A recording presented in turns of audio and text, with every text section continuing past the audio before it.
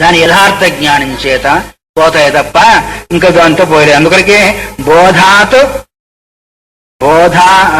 బోధాత్ ధాన ప్రాప్తి న కర్మణ, ఆధాన ప్రాప్తి న కర్మణ అన్నాడు. కర్మ చేత అది పోయేది కాదు, పొందబడేది కాదు. అది యథార్థ జ్ఞానం చేత మాత్రమే జరిగేవి. మోహమాత్రాంత ఎందుకు? మోహమే అంతరాయం, నీ ప్రాప్తించే ఉంది. అది మధ్యలో అంతరాయం ఏంటిది? భ్రమ. దానికైనా దీనికైనా అంతరాయం అంటే ఏంటిది? అంతరాయం కలిగింది అంటాం. అంటే అర్థం ఏమి? అంతరాయం అంటే అడ్డు కదా. అట్లాగే ఇక్కడ నువ్వు పొందలేదు అనుకునేదానికి అడ్డేంటిది? మోహం. అంటే భ్రమ. భ్రమైన ఎలా కలిగింది? భ్రమ అజ్ఞానం చేత. వస్తువును తెలియని అజ్ఞానం ఏదైతే ఉందో దానివల్ల భ్రమ కలిగింది. భ్రమ చేత పొందలేదు అనే భావన ఏర్పడింది.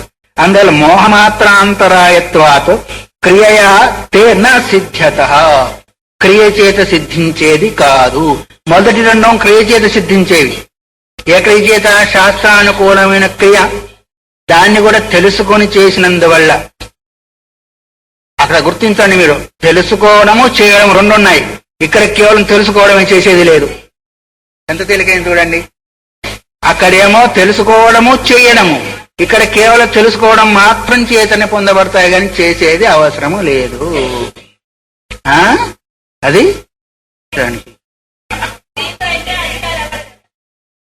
ఇక్కడ క్రియతో పని లేదు కదా. ఇక్కడ భ్రమను పోగొట్టుకోవడమే. మెడలో ఉన్నదాన్ని లేదనుకున్న అజ్ఞానం చేత కదా, భ్రమ చేత కదా. మళ్ళీ ఆ భ్రమను పోగొట్టుకుంటే ఉంది అనుకున్నాం ఇక్కడ చేయబెట్టుకొని. ఇప్పుడు అది పోయిందా దొరికిందా? పోయిందనే భ్రమ చేత అనుకున్నాము, మళ్ళీ ఆ భ్రమను పోగొట్టుకున్నాము. అది మోహమాత్ర అంతరాయం అన్నారు కదా. ఇక్కడే ఉంది. అంతరాయం ఏం కలిగింది? లేదనుకున్న దానికి భ్రమ మాత్రము. అది ఇక్కడే ఉంది అని ఎవరు చెప్పారు? నువ్వన్న స్వయం తెలుసుకోవాలా, ఏదో ఆప్తుడైనా చెప్పాలా కదా. వాక్య జ్ఞానం అందుకొరకే అన్నారు కదా, కేవలం విన్నంత మాత్రం చేతనే మోక్షం కలుగుతుందా అని కొంతమంది అన్నారు కదా. ఇప్పుడు విన్నంత మాత్రమే వస్తు ప్రాప్తించిందా లేదా? ప్రాప్తించిందా లేదా?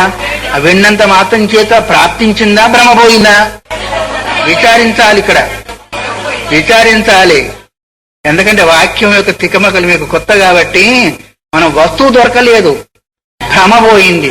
అట్లాగే నేను ఆత్మ కాదు అనే భ్రమ శాస్త్రవాక్యం చేతనో గురువాక్యం చేతనో అవును అంటే ఆ భ్రమ తొలగించుకోవడమే మనం చేసే సాధన. అక్కడికి తీసుకొస్తాడు ఇప్పుడు ఈ గ్రంథం అంతా కూడా. అందువల్లనే ఏమంటున్నాడు ఇక్కడ? మోహమాత్రాంతరాయత్వాత్ క్రియయా తేన సిద్ధ్యత. భ్రమే అంతరాయంగా ఉంది గాని క్రియ చేత పొందేది కాదు. ఒకవేళ క్రియ చేత పొందేబడేది అయితే అది కూడా అనిత్యత్వం. ఎందుకు?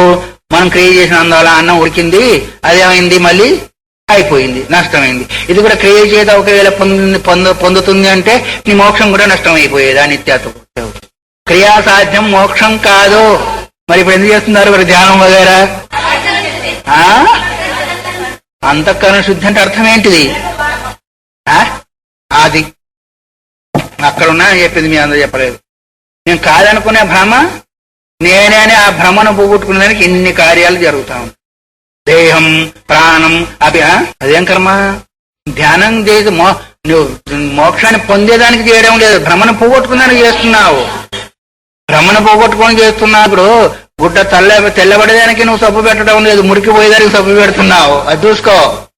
గుడ్డకు సబ్బు పెడుతున్నావంటే మురికి పోయేదానికి కానీ గుడ్డ తెల్లబడేదానికి కాదు. గుడ్డ తెల్లగానే ఉంది, మురికి ఆగంతకము. కొన్నప్పుడు తెల్లగా ఉందా, నల్లగా ఉందా? మురికి ఆగంతకాన్ని పోగొట్టేదానికి మురికి క్రియ చేస్తున్నాను కానీ ఉన్నదాన్ని మీరు ఏం చేయడం లేదు. అట్లాగే జీవుని యొక్క స్వరూపము సాత్వికము, నిత్యము, సత్యము, ఏకము, అద్వైతము. ఈ మధ్యలో భ్రమాంతరాయం వచ్చి నేను అది కాదు, నేను దేహం, ప్రాణం, అపీంద్రియాన్ని జలం, బుద్ధించ శూన్యం, స్త్రీ, బాల, అంద, జడోపమ ఎన్ని రకాలుగా భావిస్తున్నారు. కాబట్టి అది పోగొట్టుకునే దాని కొరకు మనం సాధన చేస్తున్నాము కానీ మోక్షం పొందేదానికి కాదు. ఒకవేళ మోక్షం పొందంటే దేని నుంచి మోక్షాన్ని పొందుతున్నాము? భ్రమ నుంచి మోక్షాన్ని పొందుతున్నాము. భ్రమ నుంచి మోక్షాన్ని పొందుతున్నాము. అదో మోహమాత్రాంతరాయత్వాత్. మోహమాత్ర అంతరాయత్వాదు. మా చిత్స్వరూపానంద స్వామి ఫోన్ చేసినా అంతే, ముందు కూర్చుండి అడిగినా అంతే, అరగంట సేపు వరకు వదిలిపెట్టాడు. మొన్న ఏది ఒక ఆయన సందేహం వచ్చిందంట, ఫోన్ ఎత్తుకున్నాడు, మొదలుపెట్టాడు. నా దత్తే కసచిత్ పాపం నైవ సుకృతం విభు అజ్ఞానేనావతం జ్ఞానం ఉన్నాడు. ఎవరి పాపాన్ని తీసుకోవాలంట, పుణ్యాన్ని తీసుకోవాలంట. మరి వీళ్ళందరూ కూడా కర్మలు చేస్తున్నారు, పుణ్యకర్మలు చేస్తున్నారు, అది ఎక్కడికి పోతుంది అని అడిగారు.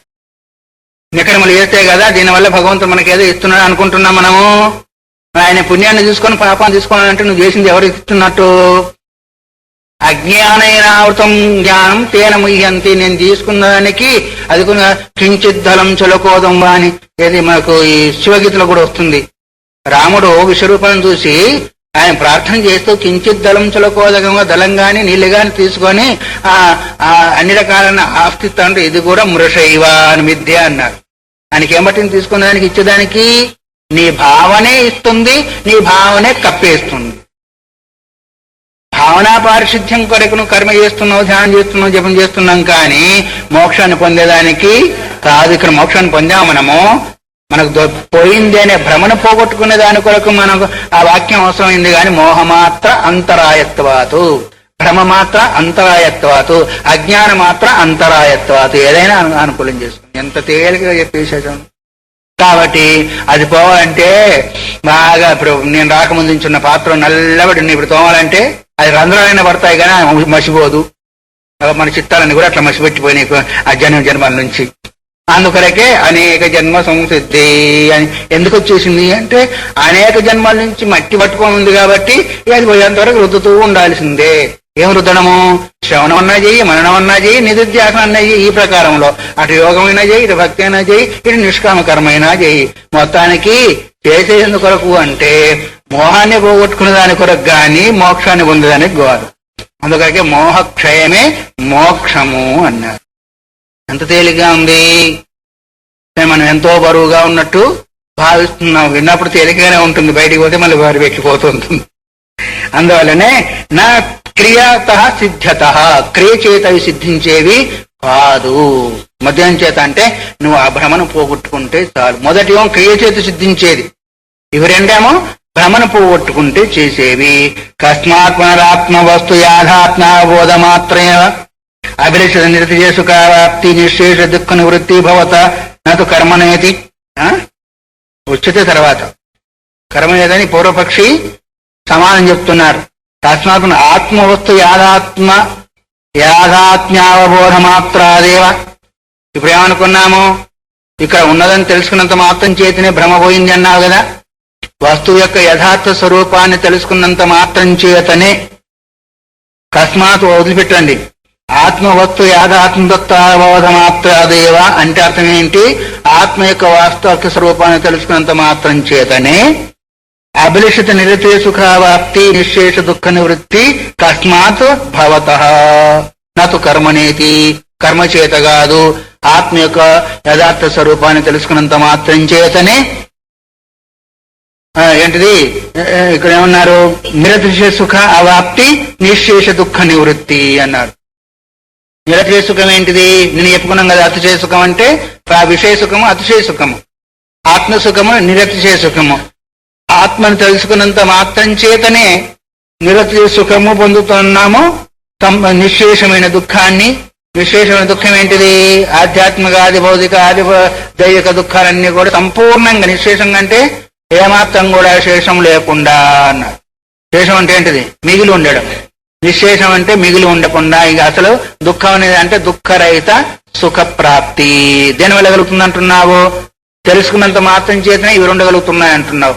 దేన్ని తెలుసుకున్నందువల్ల? ఆత్మ యొక్క యథార్థ స్వరూపాన్ని తెలుసుకున్నందువల్ల ఒకటి రెండు కలిగినాయి. ఒకటేమో నిరతి సుఖ ప్రాప్తి, నిశేష దుఃఖ నివృత్తి. ఇవి రెండు కదా ఇప్పుడు ప్రాప్తి నివృత్తి కొరకు కదా మనం మాట్లాడుకుంటూ వస్తున్నాం. ఒకటేమో ప్రాప్తి, ఒకటి నివృత్తి. ఏంటిది ప్రాప్తి? ఏంటిది ఇక్కడ? నిరతి సుఖ ప్రాప్తి. నివృత్తి ఏంటిది? నిశేష దుఃఖ నివృత్తి. కేవలం ఆత్మ తెలుసుకున్నంత మాత్రం ఇట్లా కలుగుతుంది, కర్మతో కాదు అంటున్నావే. భవత నతు కర్మనేతి. తెలుసుకున్నంత మాత్రం చేత కలుగుతుంది కానీ కర్మ చేత కాదు అని అన్నావు కదా. ఎలా అంటే ఉచ్యతే చెప్తున్నాను. ఇది అడిగింది ఎవరు ఇప్పుడు? పూర్వపక్షం వారు. తెలుసుకున్నంత మాత్రం చేతనే నీకు ఆ పొట్ట నిండుతుందా? అన్నం తింటే ఆకలి తీరుతుంది, మందు తింటే రోగం పోతుంది. పోయిందా? వచ్చిందా? కర్మ చేయకుండా నేను ఆత్మస్వరూపం అంటే ఆత్మ సుఖం వచ్చేసి దుఃఖం పోయిందా? మరి ఎట్లా చెప్తున్నారు? అదే కదా ఇప్పుడు ప్రశ్న. పూర్వపక్ష ప్రశ్న ఏంటిది? తెలుసుకున్నంత మాత్రం చేతనే సుఖం వస్తుంది దుఃఖం పోతుంది అన్నావు కదా, లోకంలో ఏదైనా జరుగుతుందా అట్లా? అన్నం తింటే ఆకలి పోతుంది అనుకున్నాము, పోతుందా? అన్నం తింటే ఆకలి పోతుంది అనే వాక్యం వల్లిస్తే పోతుందా? మందు తింటే రోగం పోతుందా అనుకుంటే దుఃఖ నివృత్తి అవుతుందా? మరి ఎట్లా? క్రియతో పని లేదు, తెలుసుకున్నంత మాత్రం చేత నీవు రెండన్నావు కదా, ఎలా? ఇప్పుడు సమాధానం చెప్పు నాకు అని ఎవరు అడుగుతున్నారు? పూర్వపక్షి. ఉచ్యతే. అయ్యా నువ్వు తొందరపడకు, నేను చెప్తా ఉన్నాను, తొందరపడబోకు, నువ్వు అడిగిన దానికి సమాధానము చెప్తున్నాను. కర్మ అజ్ఞాన సముత్తత్వాత్ నాలం మోహాపనుత్తయే సమ్యజ్ఞానం విరోధ్యస్య తామిస్త్రాస్య అంశమానివ. ఎలా అవుతుందో? తామిస్త్రస్య అంశమానివ. తామిస్త్రం అంటే అంధకారం, చీకటి. అంశమాన్ అంటే సూర్యుడు. అంశం అంటే ఏంటిది? కిరణం. మాన్ అంటే కలిగిన వాడు, కిరణాలు కలిగిన వాళ్ళు ఎవడు? సూర్యుడు. ఉదయించిన మాత్రం చేతనే చీకటి పోయింది, ప్రకాశం వచ్చినందువల్ల ఏం ఏమైంది? అంధకారం పోయింది, అది మాకు తెలిసి చెప్తూనే ఉన్నాం కదా. అంధకారం పోయిందంత మాత్రం చేతి ఏమైంది? ఇష్ట వస్తు ప్రాప్తి జరిగిందా లేదా? అయ్యో అని తలకాయ. అంధకారం పోయినప్పుడు దానికి కూడా దుఃఖం పోయింది, సుఖం దొరికిందా? స్తంభానికి కూడా దుఃఖం పోయింది, అసలు లేదే లేదు, సుఖం దొరికిందా? ఇప్పుడు రెండు ఇక్కడ. ఒకటి అంధకారం పోవాలా, ఇష్ట వస్తు ప్రాప్తి. నువ్వు ఏది కావాలనుకుంటే అప్పుడప్పుడు దొరుకుతుందా లేదా? నువ్వు ఇంట్లో దీపం వెలిగించినంత మాత్రం చేతనే నువ్వు ఏ వస్తువు కొరకు దీపం వెలిగించావో ఆ వస్తువు దొరుకుతుందా లేదా? అట్లాగే దానికి ఉపమానం ఇదేంటిది? ఉపమానం. ఉపమానం ఎందుకు చూపిస్తారు అంటే ఉపమేయం అవగాహనకు వచ్చే దాని కొరకు. చిన్నపిట్ట కథలు ఎందుకు చెప్తా ఉంటారు? దాని ద్వారా తెలియని విషయాన్ని సమగ్రంగా బోధించేదాని కొరకు. ఇక్కడ ఉపమానం ఏంటిది? సూర్యుడు ఉదయించగానే సూర్యకిరణాలతో చీకటి పోయినట్టుగా ఎక్కడున్నాను? కర్మ అజ్ఞాన సముత్తత్వాతు. కర్మ చేతి చేశాము, అజ్ఞానం చేతి చేశాం.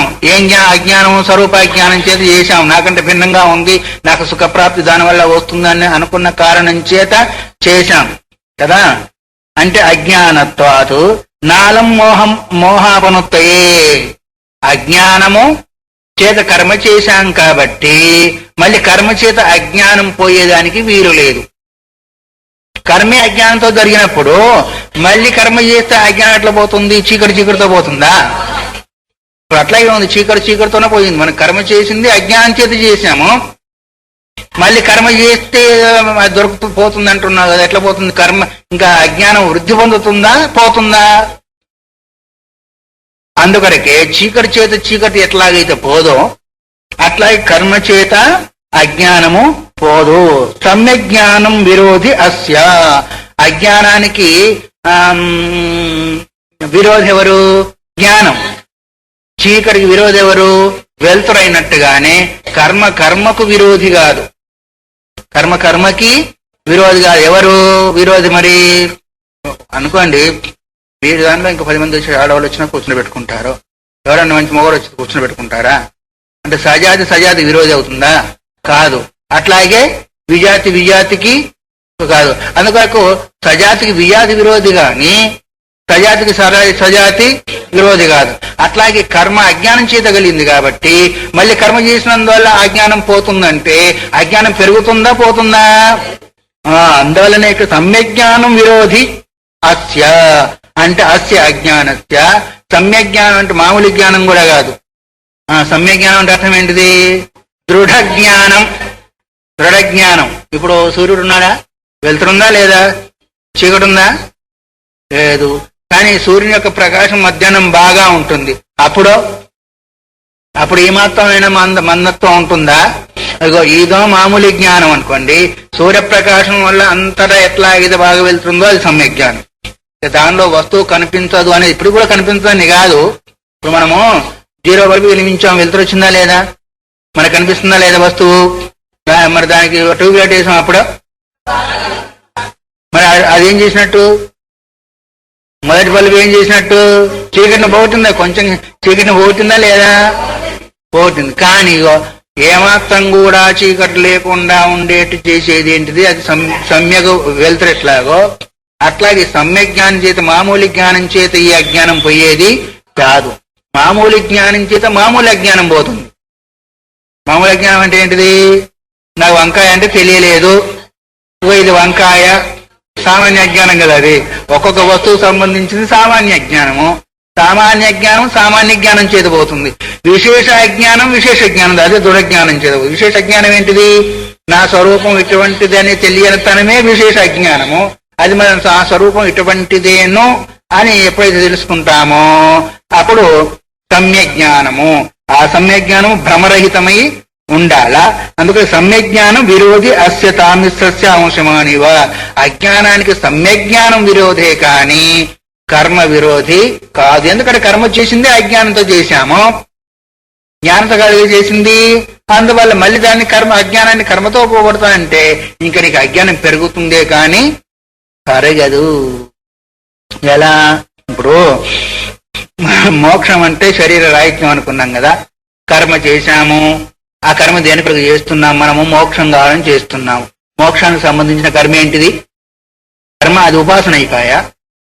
ఉపాసన కర్మ ఎట్లా అవుతుంది? కర్మ ఉపాసన కాదు, ఉపాసన కర్మ కాదు, అదే ఉపాసనే అవుతుంది. నేను అనేది కాదు, కర్మ చేత మోక్షం పొందుతా అన్నారు కదా, ఏ కర్మ చేస్తే మోక్షం వస్తుంది అని నేను అడిగేది. నిక్షామ కర్మ చేస్తే చిత్తశుద్ధి అవుతుందని మోక్షం ఎక్కడ వస్తుంది? అందుకే కదా కర్మ చేత మోక్షం దొరకదని చెప్పేదానికి కారణము.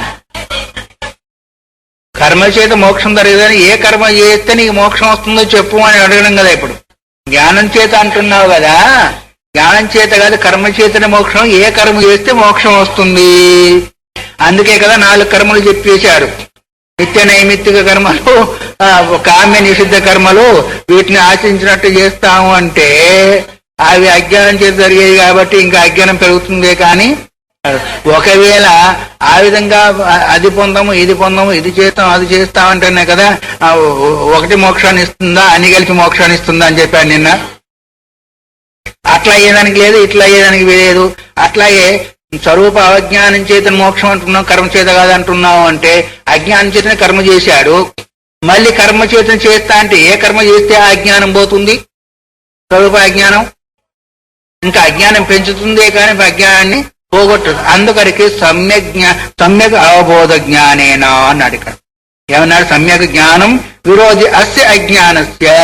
ఈ అజ్ఞానానికి సమ్యక్ జ్ఞానం విరోధే కానీ కర్మ విరోధి కాదు. ఎట్లాగా అంటే చీకటికి వెలుతురు మాదిరిగా అన్నాడు. చీకటికి వెలుతురు ఎట్లాగైతే చీకటి ఏంటిది? విరోధి కాదు. చీకటికి విరోధం లేదు, వెలుతురుకి ఇంకొక వెలుతురు అవసరం లేదు. అందుకొరకు చీకటికి వెలుతురుకి ఎట్లాగైతే విరోధము అట్లాగే ఏంటిది? అజ్ఞానానికి జ్ఞానానికి విరోధము. అజ్ఞానానికి అజ్ఞానం విరోధము కాదు. రాక్షసు విరోధి అవుతాడా? సాత్వికుడు విరోధి అవుతాడు. అట్లాగే అందువరకే నేను కర్మ చేత కలగదని చెప్పాను అనే విషయాన్ని ఇక్కడ గుర్తు చేశాడు. తర్వాత ఏముంది ఇంకా? నను ఆత్మజ్ఞానం అపి అవిద్యోపాదానం మహి శాస్త్ర శిష్యాచార్యాద అది అనుపాదాయ ఆత్మజ్ఞానం లభతైతి అన్నారు. ఆత్మజ్ఞానం కూడా అజ్ఞానమే కారణం కాగలిగింది. ఆత్మజ్ఞానం కూడా అజ్ఞానమే. ఆత్మజ్ఞానం కలిగేదానికి కూడా అజ్ఞానమే కారణము. శాస్త్రము, శిష్యుడు, గురువు మొదలగినవన్నీ ఏంటిది? ఈయన శిష్యుడు ఈయన గురువు వగారనేది అజ్ఞానం చేత అంటున్నావా జ్ఞానం చేత అంటున్నావా? నోరు మూసుకున్నావు. ఈయన శిష్యుడు ఈయన గురువు ఈయన పెద్దవాడు ఈయన తక్కువవాడు అనేది జ్ఞానం చేత అంటున్నావా అజ్ఞానం చేత అంటున్నావా? జ్ఞానం చేత అంటారా? అజ్ఞానం చేత వ్యవహారం జరుగుతుంది.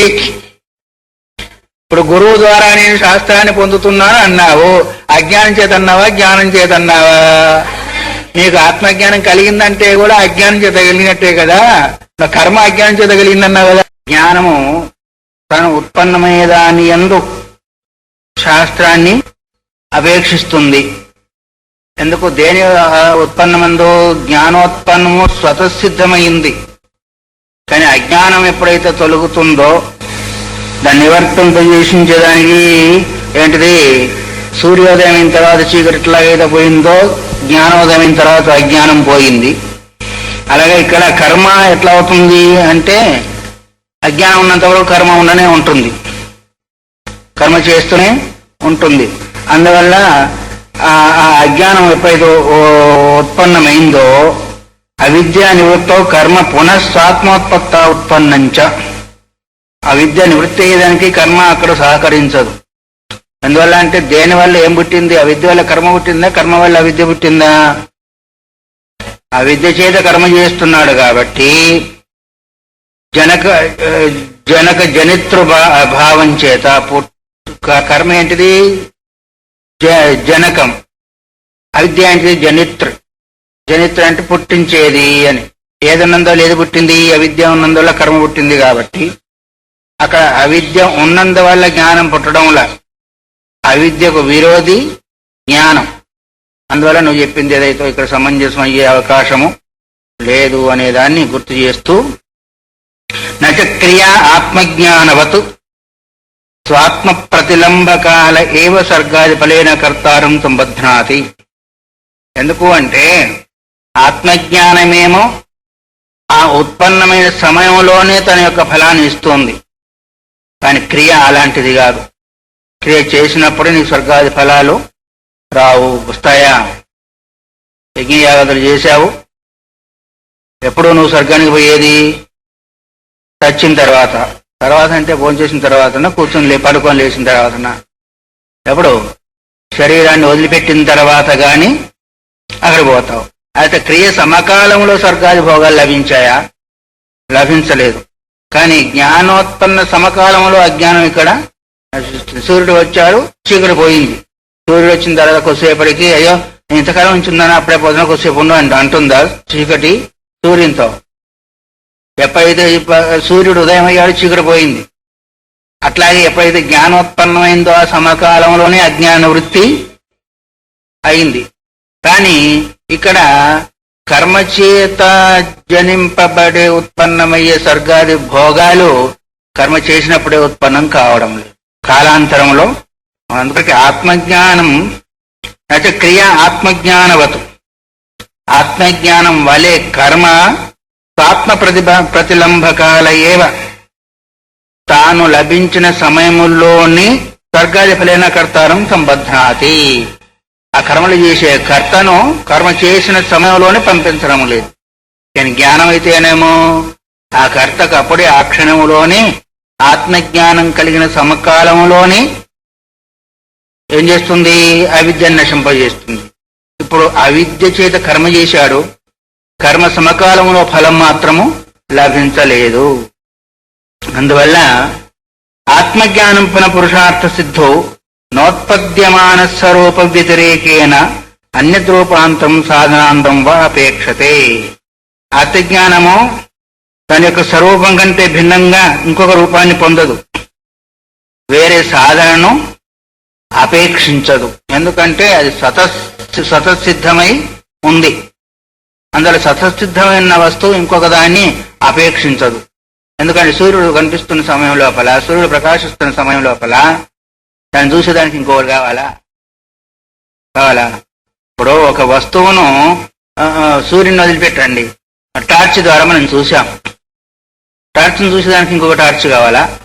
ఎందుకు లేదు? స్వతప్రకాశమైంది, అది పరప్రకాశమైంది వస్తువు. అట్లాగే ఆత్మజ్ఞానం స్వతసిద్ధమైంది, అది ఉత్పన్నమయ్యేది కాదు. 4 పేర్లు చెప్పారు కదా, ఉత్పన్నము, ఆప్యము, సంస్కార్యము, వికృతి అని. అలాంటి దాంతో కూడుకున్నది కాదు. కర్మేమో ఈ 4టితో కూడుకున్నది. కాబట్టి ఆత్మజ్ఞానం పురుషార్థ సిద్ధౌ, ఆత్మజ్ఞానం పురుషార్థ సిద్ధి. అది ఏం పురుషార్థ సిద్ధి? ఎన్నో పురుషార్థం అన్నాను నేను. 4వ పురుషార్థం అది. అందువల్ల అది పురుషార్థ సిద్ధి. నోత్పద్యమాన స్వరూప వ్యతికేన ఉత్పన్నమైన కారణం చేత దాని స్వరూపాన్ని కంటే భిన్నంగా అన్యది రూపాంతరం ఇంకా వేరే రూపాన్ని పొందదు. ఇంకో సాధన వేరే సాధన ద్వారా కూడా ప్రకాశింపబడదు. ఎందుకంటే స్వతసిద్ధమైంది, ఆ జీవుడికి అది చరమ పురుషార్థమైంది కాబట్టి అది వేరే సాధనాంతరానికి అపేక్షించదు, రూపాంతరాన్ని కూడా పొందదు. మరి కర్మ జ్ఞానం, కర్మ యొక్క ఫలము వేరే సాధన కావాలి, రూపాంతరం కూడా చెందే అవకాశము ఉంటుంది అని చెప్పి కొత్త ఏదత్ అలా ఎందుకని అని అడుగుతారేమో. అట్లెందుకు అవుతుంది అని ఒకవేళ మళ్ళీ పూర్వపక్షం వాడు ప్రశ్న వేసినట్టయితే ఆత్మజ్ఞానానికి అలా ఎందుకు కలుగుతుంది, కర్మకి ఇలా ఎందుకు కలుగుతుందని ఒకవేళ నువ్వు అడుగుతావేమో. అందువల్ల యతః బలవద్ధి ప్రమాణోత్థం సమ్యజ్ఞానం న బాధతే ఆకాంక్షతేన చాప్యన్యద్ బాధనం ప్రతిసాధనం. వేద ప్రమాణం చేత ప్రమాణ ఉత్థం. ఏం ప్రమాణం ఇక్కడ? వేద ప్రమాణం. వేదం ఒకటే ప్రమాణం, మిగతా అన్ని కూడా ప్రమాణం కాదని మొన్న చెప్పారు కదా. ఆత్మజ్ఞానం కొరకు ప్రమాణం ఏంటిది? వేదం ఒక్కటే ప్రమాణం, ఆగమ ప్రమాణం మాత్రమే అక్కడ పనిచేస్తుంది, కానీ మిగతా ప్రత్యక్ష ప్రమాణాలు ఏది కూడా ప్రమాణం. బలవద్ధి ప్రమాణోత్థం. ఉత్థం అంటే ఉత్పన్నమైంది, బలవత్ హి అంటే అది దృఢంగా. సమ్యజ్ఞానం నబాధతే. సమ్యజ్ఞానాన్ని దృఢమైన అపరోక్ష జ్ఞానం కలిగిన తర్వాత అజ్ఞానం దాన్ని బాధించదు. సమ్యజ్ఞానం బాధింపబడేది కాదు. ఎందుకు అంటే ఇది పామును చూసి తాడును చూసి పాము అనుకున్న తర్వాత ఇది తాడే అని సమ్యజ్ఞానం కలిగిన తర్వాత మళ్ళీ బాధిస్తుంది ఆ పామని. జ్ఞానం కలగనంత వరకు, అజ్ఞానం చీకటి ఉన్నంత వరకు బాధ కలిగింది, కార్యకలాపాలంతా జరిగినాయి. ఇది పాము కాదు తాడే అని సంపూర్ణమైన బాధ కలిగిన తర్వాత మళ్ళీ అజ్ఞానం అనేది, అజ్ఞానం అంటే ఏంటిది అక్కడ? పాము జ్ఞానం. పాము జ్ఞానం అనేది మళ్ళీ బాధించగలుగుతుందా? అట్లాగే నీకు దృఢాపరోక్ష జ్ఞానం కలిగిన తర్వాత అవిద్య ద్వారా బాధింపబడేది కాదు. అందువల్ల ఆ మరి బాధింపబడేది ఎవరు? అజ్ఞానమే బాధింపబడుతుంది కానీ జ్ఞానం బాధింపబడేది కాదు. దానికి ఇంకో వేరే అన్యద బాధనం ప్రతిసాధనం. వేరే బాధించేది లేదు, దాని అవగాహన కొరకు వేరే సాధన కూడా లేదు. అది స్వతసిద్ధమై ఉంది కాబట్టి దాని యొక్క ప్రభావం చేత ఇతర సాధన పనికిరాదు, ఇతర బాధకము దానికి ఉండేది లేదు అనే విషయాన్ని ఈ శ్లోకం ద్వారా చెప్పారు. తర్వాత విషయాన్ని చెప్తూ స్వపక్షస్య హేత్వవష్టంభేన సమర్థితత్వాత్ నిరాశంకముపసంమ్రియతే. తన యొక్క పక్షాన్ని తత్వజ్ఞానమే మోక్ష సాధనము, కర్మలు కావు అని కదా ఇంతవరకు చెప్పుకుంటూ వచ్చాడు. ఏం చెప్పుకుంటూ వచ్చాడు ఇంతవరకు? కర్మలు మోక్షానికి సాధనాలు కావు. ఏంటి సాధనం మరి? తత్వజ్ఞానమే. తత్వం అంటే యథార్థ స్వరూపం యొక్క జ్ఞానమే మోక్షానికి సాధనం చెప్పి, కర్మలు కాదని చెప్పేసి తన యొక్క సిద్ధాంత పక్షాన్ని ఇప్పుడు ముగిస్తూ ఉన్నాడు. చెప్పి తనకు నిర్ధారణ చేసి చెప్పాడు కదా. సపక్షస్య హేత్వష్టంభేన సమర్థితత్వాత నిరాశంకం ఉపసంహ్యతే. దాని యొక్క సంస్కృత వాక్యం యొక్క అర్థం అది. తన యొక్క పక్షాన్ని హేతురూపంగా, ఉపమాన రూపంగా సమర్థించి నిరాటంకంగా జ్ఞానం చేతనే మోక్షం గాని కర్మల చేతులు కాదు అనేదాన్ని ఇప్పుడు సమర్థం చేసి చెబుతూ తస్మాత్ దుఃఖోదదేర్ హేతో అజ్ఞానస్యాపనుత్తయే సమ్యజ్ఞానం జ్ఞానం సుపర్యాప్తం క్రియాచ్చేన్న ఉక్తహేతుత.